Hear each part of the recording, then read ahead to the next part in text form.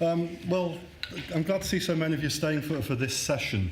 What I want to do today is talk to you about the NHS Constitution, its values, give some examples of how that sort of works in particular roles, and give you the opportunity to do some interactive work with us to understand the role that you're doing, how to support the values, and help us deliver the NHS Constitution.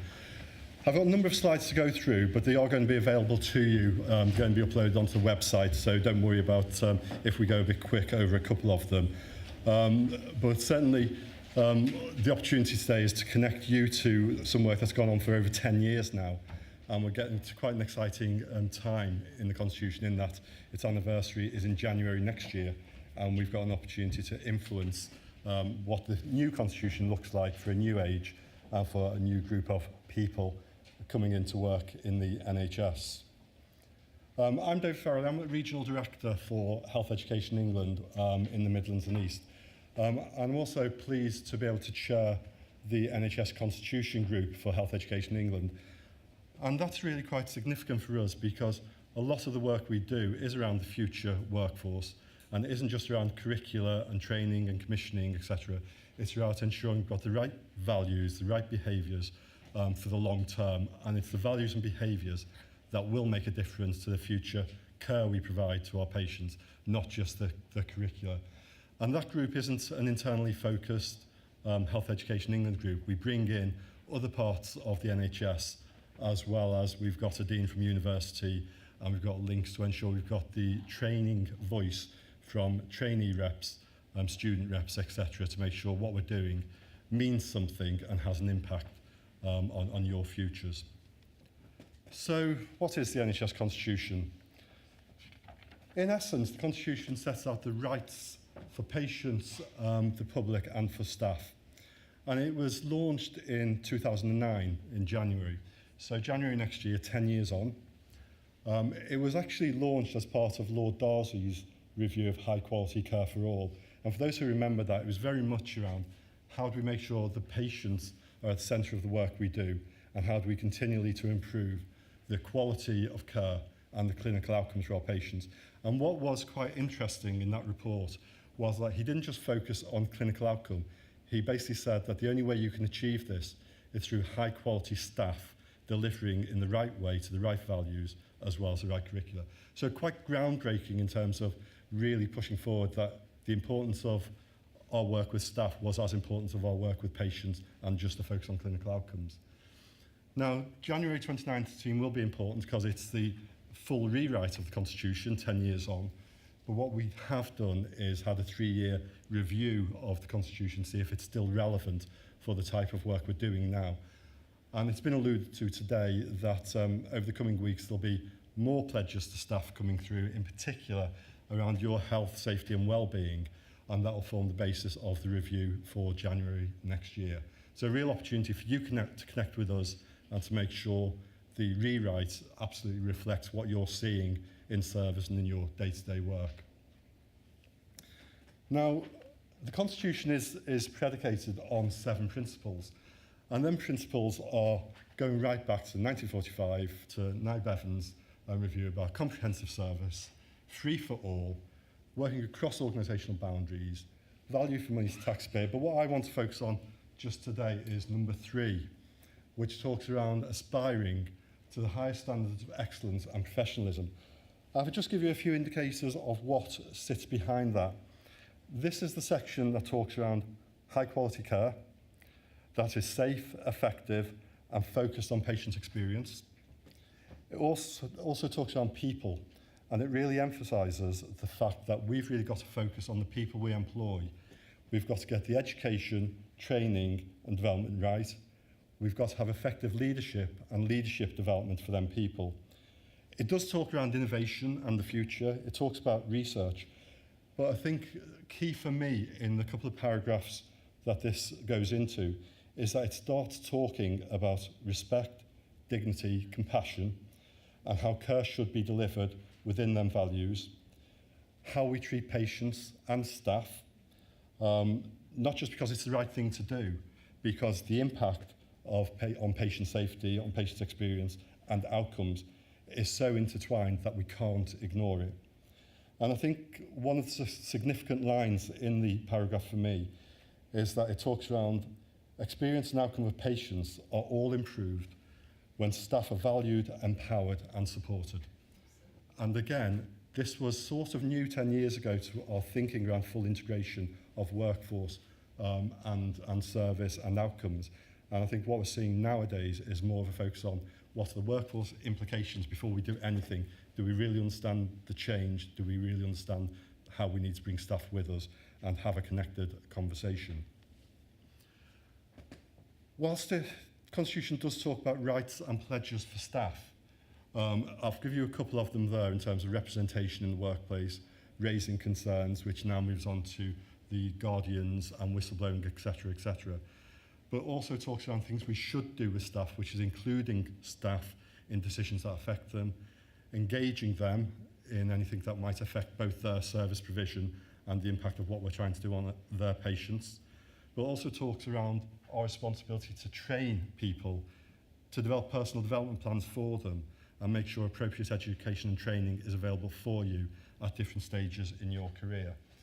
Now, the document goes two ways. It also talks about your responsibilities as employees as well as your responsibility as patients to connect with personal development planning, connect with service change from an educational point of view where the curriculum might have moved on or treatments might have moved on and we need to update and upgrade people's clinical experience as we go. But there are also pledges and rights for patients, and again, some of them are here. And what's again interesting is that we don't just talk around access to services, etc. We talk about respect, consent, confidentiality, rights of redress, trying to connect patients, staff, and the organisational structures just to have the right conversation in the right way and make people feel that they are part of the care being delivered to them and their impact in terms of how they can affect change to that service as they go. And again, there are some obligations on our patients in terms of connecting with the system and working with us to use that patient voice in designing services and making sure we get the best from both points of view to deliver what's right for outcomes. We've heard earlier about the role of health education in England, and I think if we just look at that one reason for existence around the workforce, in particular the right numbers, skills, values and behaviours, right time and place, and we go back to that value or that principle number 3, it's absolutely connected. So our purpose is not just to get the right numbers of people and bodies in place, it's also to deliver the NHS Constitution and then principles and pledges that are written into all of your contracts when you start with us, whether in training capacity or in employment, and for you to make sure that we're doing that on your behalf for the future of both how we change the curricula, but also for our patients. Now, the values for our staff are written in the Constitution. So they're about working together for our patients.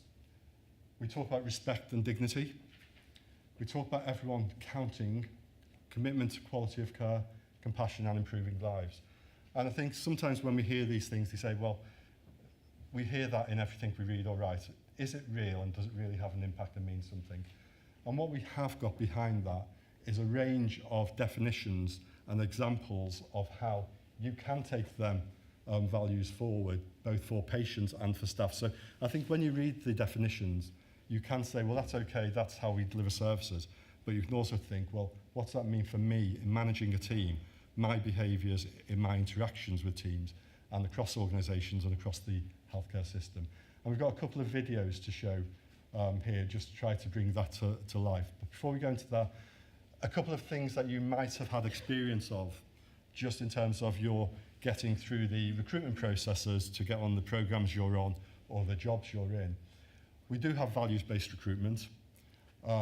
It's now quite embedded into our conversations with our universities and wider than just the universities. We have conversations around the applicability of values-based recruitment to work we're doing with other sectors and the value of it and how that can also work with social care, etc., and third sector providers. And it's a snapshot really in terms of understanding how people can connect to the system and understanding how the innate values and the innate sense of being are important in the types of job we're doing. And it's not a pass or fail. We're all very different.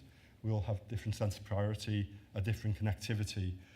We've got 350 different jobs and professions across the NHS, and our values will put us one way or another. They're not going to be a direct fit for whether we want to be a doctor or a nurse, an IT specialist or whatever else. We'll find our way and our career profile based on connecting the right things in the right way. Once you're through that system and we've sort of sense-checked the values-based recruitment, we've then got to maintain that offer to you in terms of our pledges, etc. And we need to do that to make sure that our managers are trained appropriately, that they recognise their obligations throughout how they're developing their teams, how they're doing appraisals, and how they're having continuing conversations with the people that are working for them and with them. And we make sure that through our training in terms of leadership development, that we try to thread through the values and principles of the Constitution so there is a line of sight for everybody. We're just now going to pick up on two of the animations, so hopefully somebody will link us in.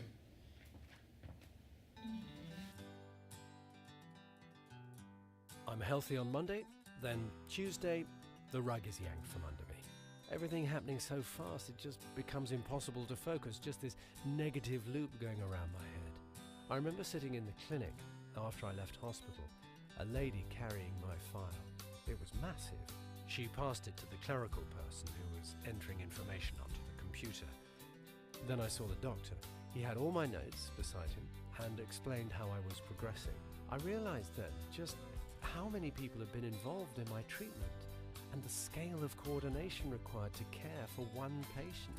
That level of cooperation gave me confidence and helped stop the negative voices in my head.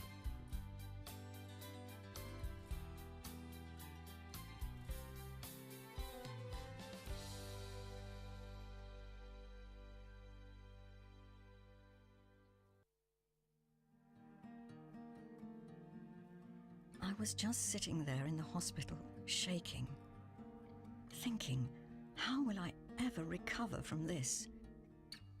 The thought that I would never see him smile at me again, hear his laughter, or feel his touch. 47 years we'd been married, and I lose him to a stroke. In a split second, my life is turned upside down. I don't remember her sitting down. I didn't hear her speak to me, if she even did. I just felt her presence.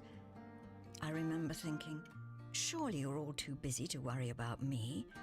But she just sat, calm, and took my hand, put an arm around me and held me. That act, that single act of compassion, words can't even describe it.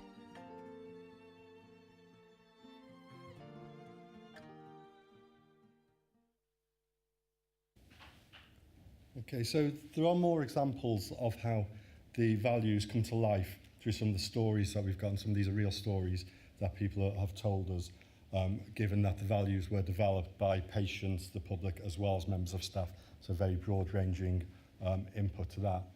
Now, what somebody asked me to do as part of this was sort of give a personal story, which those who know me will know that I'm absolutely delighted to do, being put in the spotlight. However, I thought it was probably useful just to give a bit of a contrast to how my career started compared to some of the things that we see or know. I'm not a clinician. And I think I was a bit of a millennial before my time in that when I left school, I didn't know what I wanted to do. I wanted to do a lot of different things. And I wanted variety, and I wanted opportunity, and I wanted to move around the country. And I didn't want to be a 40-year manager in any type of organisation, never mind a public sector, bureaucratic organisation. I wanted something different. So I went and did a range of jobs from graduating in something around economics and politics, not connected with anything I ever thought I'd work in. Got a range of jobs that I thought, not really. Had a go, but not quite right for me.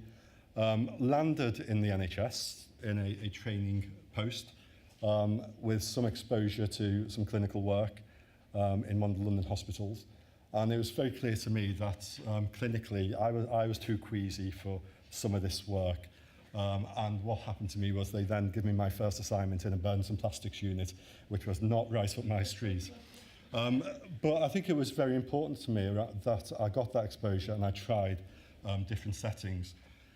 When I decided to move from London a bit further up north to be a bit closer to parents who were more then connected to the NHS through cancer, dementia and other things that are happening, it was quite a wrench for me to leave the part of the NHS I was in, working in HR at the time. And I was trying to analyse, well, what is it that means I don't particularly want to leave, and that now I've just celebrated 30 years in the NHS this year. And when I've looked back to see, well, was there a hook that got me? Well, that hook was largely around people. And it was, I mightn't have seen at that sort of young age of just coming out, graduating, around a real sense of public sector duty, or a real sense of my compassion means I want to do this. I didn't sense that personally. But what I did see in terms of working clinicians and other groups of people, that they absolutely had a sense of purpose. They absolutely had values that were driven around compassion and empathy and commitment.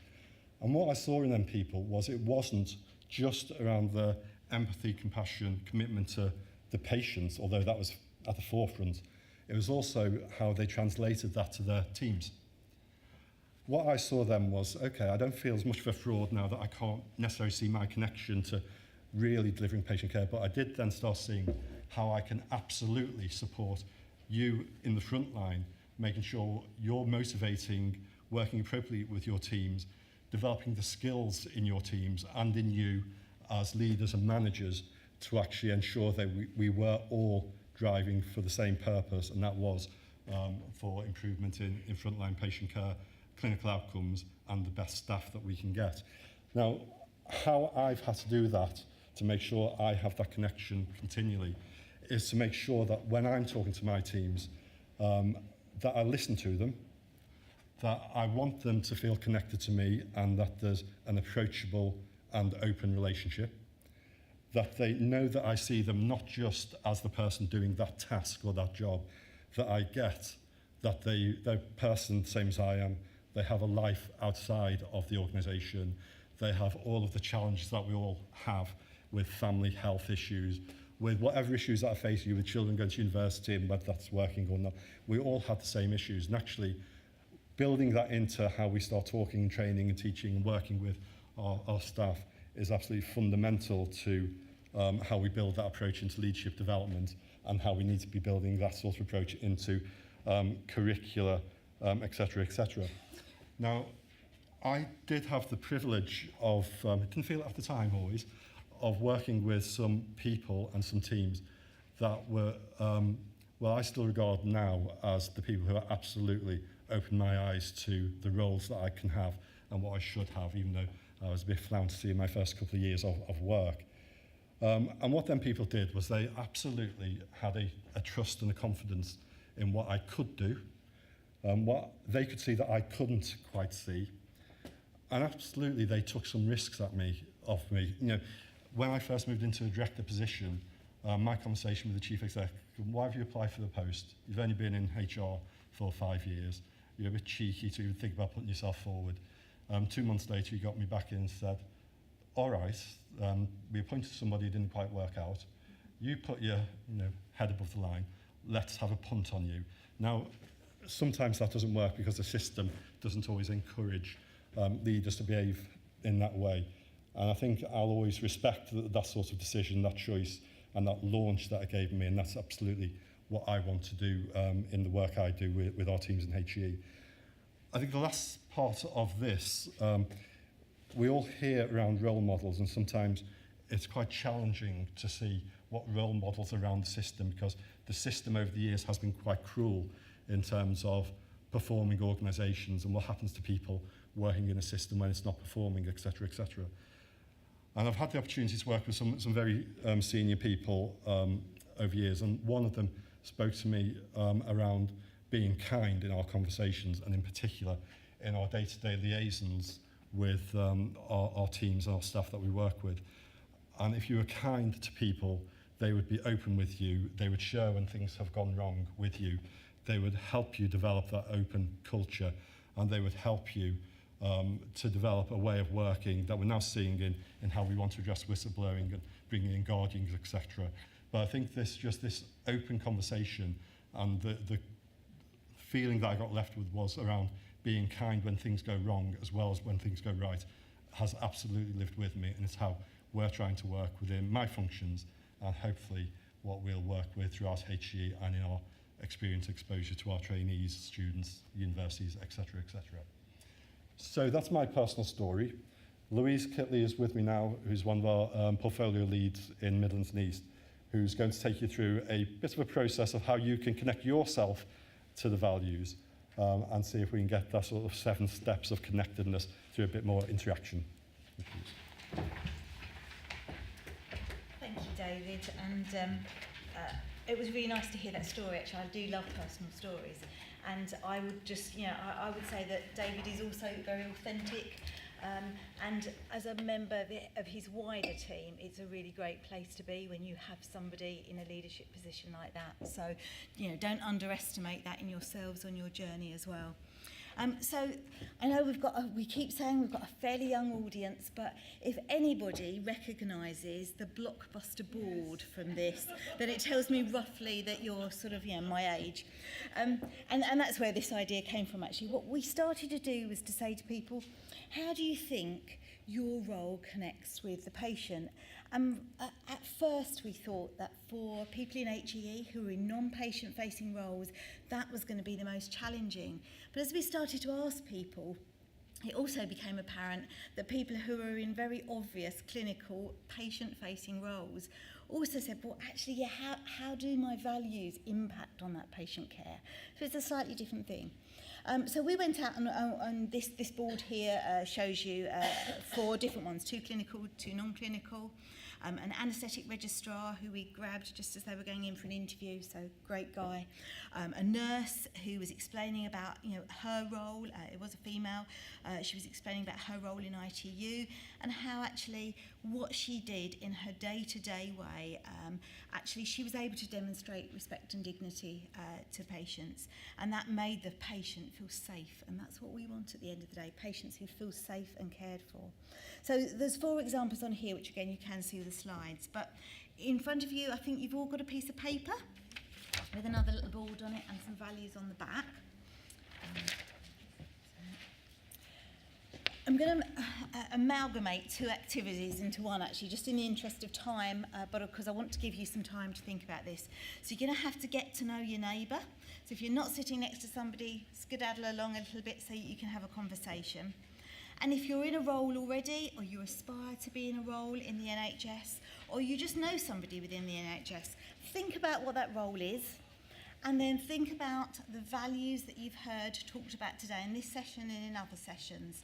And what I'd like you to just have a short conversation with your partner is around, what is it, what value do I think I could demonstrate or do demonstrate in the behaviours of my everyday? This is about getting up and going to work every day, getting up and going to university, getting up and going to your training.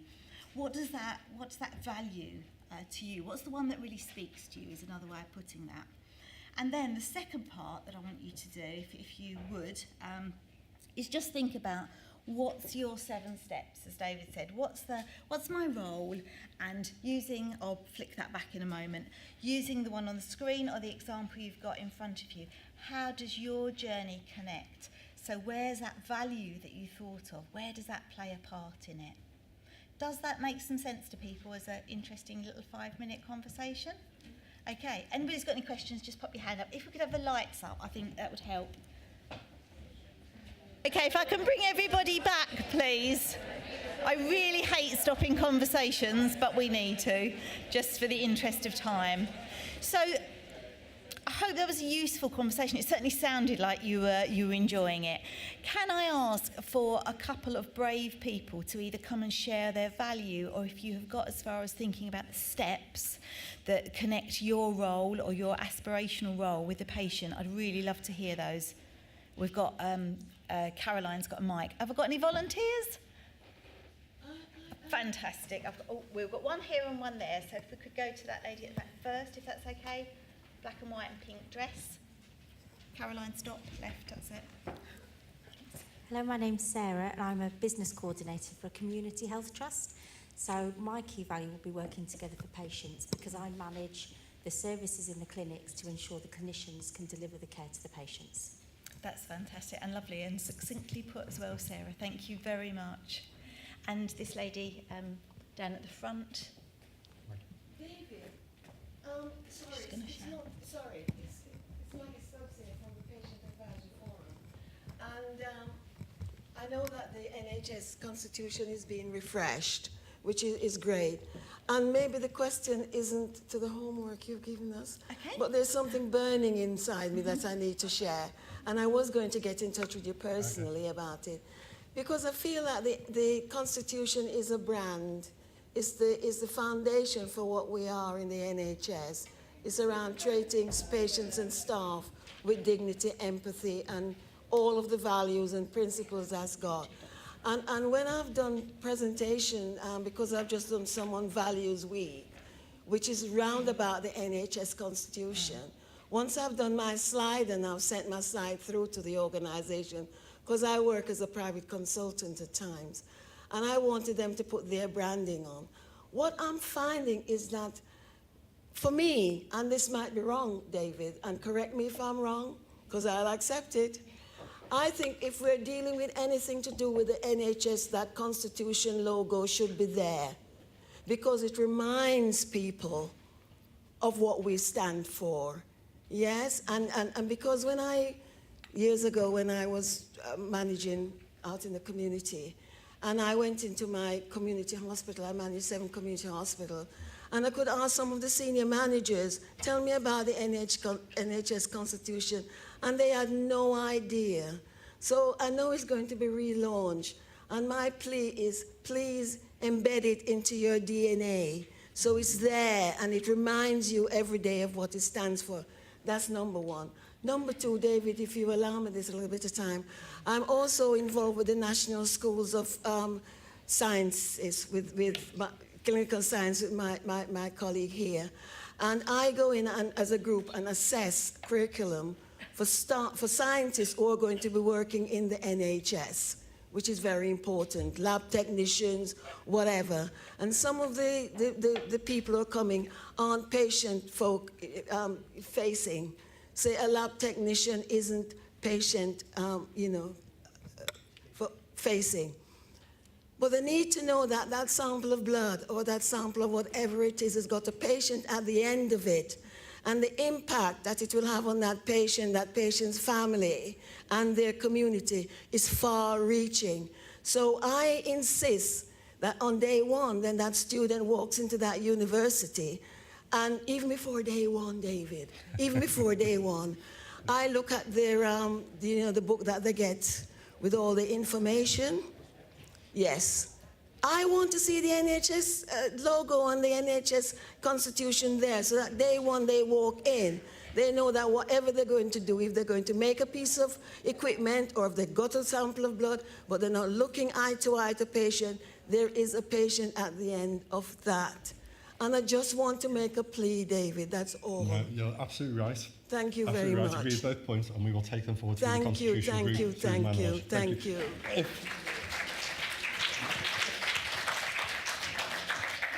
Thank you, Maggie. Just, there are resources available to support this if you want to explore it more, which are up there. But if I just leave you with the final thought, something you may have seen before from Mayor Angelou, is that people will forget what you've said, they'll forget what you did, but will never forget how you made them feel. So thank you very much.